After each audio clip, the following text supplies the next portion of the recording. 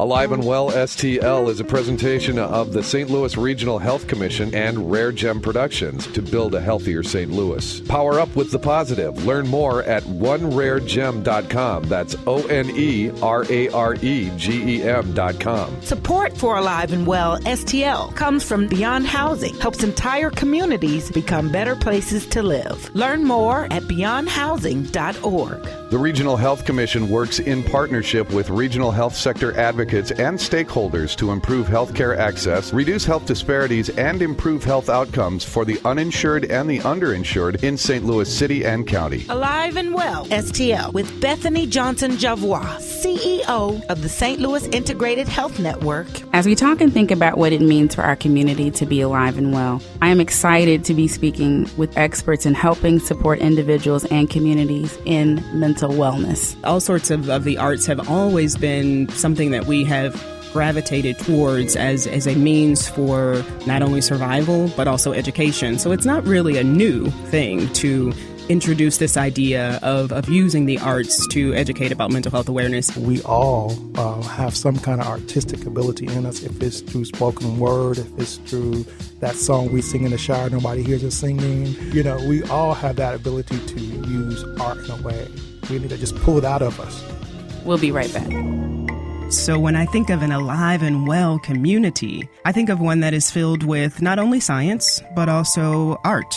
So it's a pleasure to have the discussion today about how we're merging both of those worlds together for a healthier community. Alive and well to me, with regards to around mental health, is that a person feels that there is hope and that recovery is possible. To suffer or to have that lived experience with mental illness and just to be told hope is possible and that I can recover, that makes one feel alive and that wellness is possible.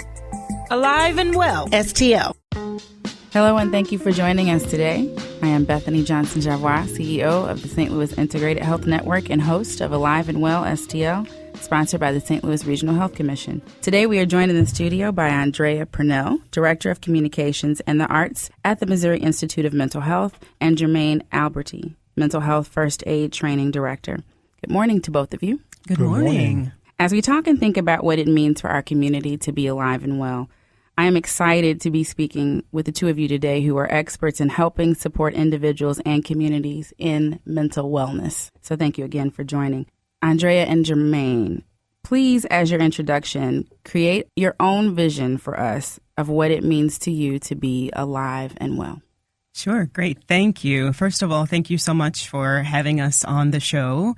First, I'd like to start by saying Happy Mental Health Awareness Week. This week is dedicated to being more mentally aware, and we're here to do just that and talk about it using the arts. As you mentioned, I am the Communication Artistic Director with UMSL's Missouri Institute of Mental Health, and our mission is to improve lives through the promotion of mental health. So we do this by transforming outcomes with research and program evaluation, community outreach, and professional training. I also have the pleasure of being the liaison for the University of Missouri St. Louis and spreading this message to the community using the arts. So when I think of an alive and well community, I think of one that is filled with not only science, but also art. So it's a pleasure to have the discussion today about how we're merging both of those worlds together for a healthier community.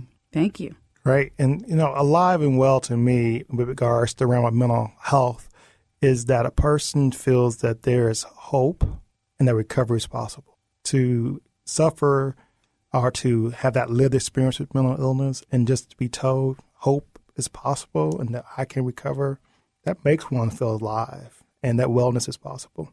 Sí se puede. That's right. So speaking of spreading the message through art, my first question is for Andrea. How do you define art? I know I had at one point a very simplistic perspective that art was canvas, paint, and paper. Art is a much broader definition of that. So what's all encompassed in that? Sure. That's a great question. I think even the word artist is one that we can address. It's a brave title to say I am an artist. I think we are all artists. It lives in every single last one of us. But to wear this as a badge of honor, not everyone is as comfortable doing. But I think in this way that we're trying to improve wellness as I mentioned, using the arts, everyone kind of picking up this badge and figuring out where the artist lies within them is important. Because it doesn't mean that you've sold 1 million paintings or you've been on Broadway to say that you are an artist. And I do think that we can use wellness and our own artistic ability to see things differently. That's really what this is all about. Using the art for wellness is just a different lens to look at an issue, in this particular case, mental health challenges, and to have more empathy. And oftentimes the arts brings that empathy for those that have not experienced it personally. Kind of think, too, that art is a mechanism by which I feel like my spirit can communicate bigger and better than words can. So I never thought that everyone could be an artist. I'm going to have to tap into what that means, that there's a little piece of art somewhere, artist in me. So what are you thinking, Jermine? I mean, we all were artists from preschool to kindergarten. We were asked to draw that little picture, that little house, the 2 stick figures, the family, all those things like that. And as we become older, we kind of create our own kind of boundaries and our own boxes, so forth. And so I think that we all have some kind of artistic ability in us, if it's through spoken word, if it's through that song we sing in the shower, nobody hears us singing. We all have that ability to use art in a way. And I think that, we need to just pull it out of us. So to both of you, what do you see as the relationship between art and wellness, and specifically mental wellness? So in Mental Health First Aid, one of the things that we encourage folks to do, and Mental Health First Aid is a public education program that's designed to teach folks to recognize signs and symptoms, as well as to find out what treatments are available with regards to mental health challenges. So one of the steps in what we call the action plan is encourage self-help. And sometimes the arts is the way people can find that self-help, through journaling, through art, drawing, through different ways to express that traumatic experience they may have had. So I think arts can be a really fantastic way for one to begin to find that recovery. It's self-help. What do you think? Well, for me, my background in even merging the two worlds together, it was totally on a mission. It really took me by surprise. I started this work with Provident Counseling and working with a group of young, primarily African-American teenagers that felt like their voice was not being heard. Most of them had dropped out of high school, and this was a program to re-engage them back into school. And as I was in there teaching this work readiness training, these students were not prepared to receive this information because they had so much inside of them that they wanted to get out. So we immediately went to using the arts as a vehicle to give these young people voice. It has not only worked with our youth, I've also had a chance to provide this healing in the incarcerated community. So it's definitely something that can have a effect across many target audiences, but I truly see it as something that gives voice to oftentimes a community that does not feel as if they are heard. What proof, if you will, exists about the power of the medium of art, the power of the vehicle of mental health first aid? I can take that in many ways with regards to proof. Sitting in a classroom and people start disclosing that their loved one died by suicide. And you can see the affirmation that they receive in the room from others who have just learned that, people who die by suicide often, it's not by choice. It is an illness that has driven into that hopelessness, into that despair. And so when you can have people in the room kind of share those stories with one another and find healing in that room, to me, it's not a statistic or a number I need to say that it works. It is that live healing that takes place in the room with those stories that have been told. But we do know that when people truly understand and stigma is reduced around mental health, that people start seeking the help they need. And in seeking that help, they begin to get on that path of a recovery, which is different for all people. So I think the proof kind of happens right there on the spot. And when we've done follow-up surveys with people, we've heard things like, I feel now comfortable enough to address somebody who may be experiencing auditory hallucinations, or I feel comfortable now engaging somebody having a panic attack. And so I think that becomes that proof. Although anecdotal, I think the numbers in the future will tell that we're making an impact. Mm-hmm. Yeah, I agree. The proof is definitely in the pudding, as they say. In the specific style of mental health and the arts awareness that I have done, we do pre and post evaluation, which is very important. But it's really interesting because a lot of the work focuses on stigma. Stigma is still very alive and well in the mental health community. And so because of this, it has been a really interesting way to look at even the audience and see how they have received a message differently. Most specifically, I can talk about a collaboration with Dr. Avetta Thompson. And we were taking a look at mental illness, specifically in the African American community. And in a performance, it's always data and education driven. So not only did you see different theatrical vignettes, you also saw Vetta coming out explaining the mental health challenges that the characters were experiencing. So to have people after that performance come up and immediately say, "This was me. You know, you weren't pointing at me, but I felt myself on that stage."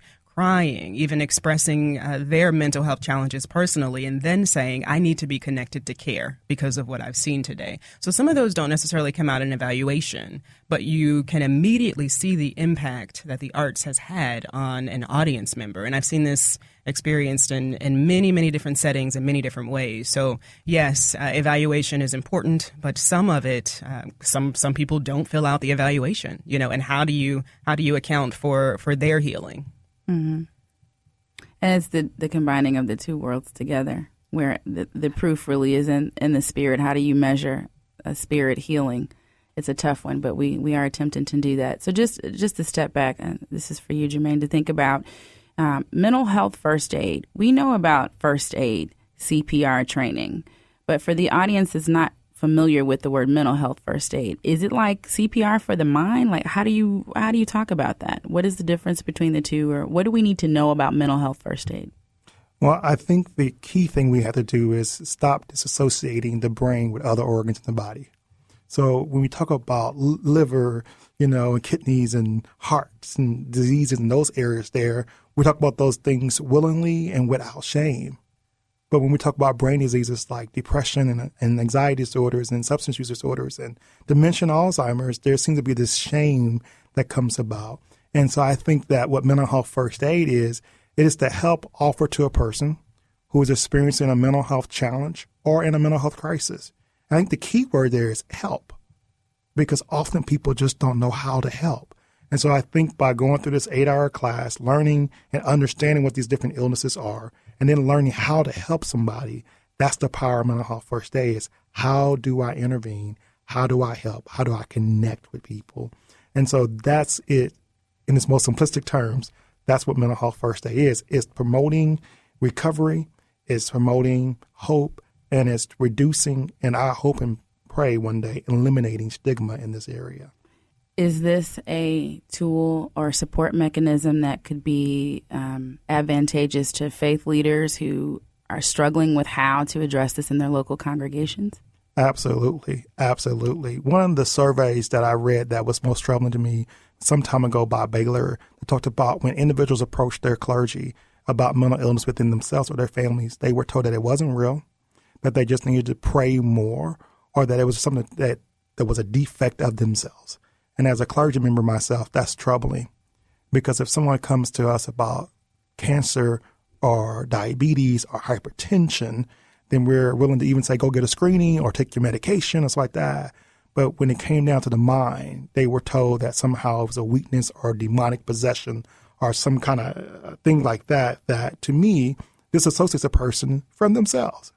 And so I think that as clergy going through training programs like mental health first aid and other mental health literacy programs, it would give them another tool to use to serve their people. And I often tell them, in mental health first aid, we're not trying to take away your dogma, your doctrine, what you believe, but provide you another tool in your toolkit to help those you serve. So I think it can most definitely be really effective for clergy. Thank you for that. So, Andrea, you talked earlier about the need to spread the message. What is the message that you want people to pick up on today and spread it in their communities and in their homes, and starting with themselves?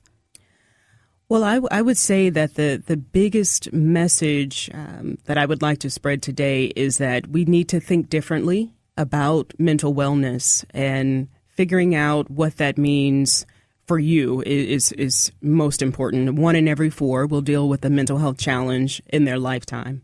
Knowing this fact, it is hard to remove yourself from this community. If not you, then your mother, your sister, your brother, someone is affected. So beginning to see people as people, not as their challenge, is extremely important. Learning how to communicate about mental health challenges, speaking in person-first language, not saying committed suicide but died by suicide. All of these are things that the community needs to learn in order to become a more trauma-informed community. And I think even as it relates to clergy, particularly in the African-American community, dance, music, all sorts of the arts have always been something that we have gravitated towards as a means for not only survival, but also education. So it's not really a new thing to introduce this idea of using the arts to educate about mental health awareness, even in clergy. So I think, again, it just puts a different lens on it when you look at it using the arts. And I think if more people were to adopt this, how about the artist community locally take the mental health first aid class and then use your art to now describe these mental health challenges and see how effective that may be for the community at large to see it through your lens. I think that perhaps can definitely make a big difference. The arts community here in St. Louis has really convened and gathered around social justice. Can you talk a little bit about those type of efforts that are helping to be proactive in healing us in that way?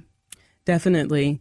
Yes, you're right. They have rallied. They are a part of the healing process. I know a lot of them personally, and a lot of us are graduates of what's called the Community Arts Training Program, which is through the Regional Arts Commission, headed by Roseanne Wise. This is a 18-year-old program that has been teaching community building and the arts for a long time. And so because we have this knowledge, we know how to enter and exit community. We know how to be effective. The beautiful demonstration that happened at the symphony, a lot of them were community arts trained professionals. So I think that more of that needs to happen. Protest is important. I read articles about symphony goers that evening that came out the very next day to Ferguson to be a part of the mission surrounding the change because of how they were affected by that symphony protest. So that is hitting them where it hurts. And what I mean by that is not physically where it hurts, but you touched some heartstrings. There was some emotion that was attached. And it takes an artist to do that oftentimes.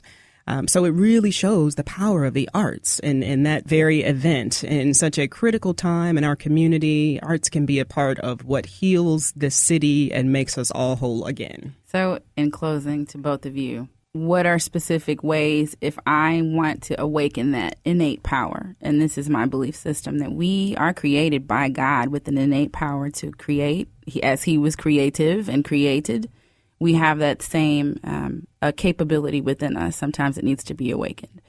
And in other ways, we have the innate ability to heal more than medicine can ever do. So if I'm a person listening and I think I want to awaken that power and that agency within me, what are specific ways that I can access mental health first aid training, or think of myself as an artist? How do I awaken that? So very, very quickly, I would say that the greatest way to open that up is to learn. And learning could be that mechanism of mental health first aid.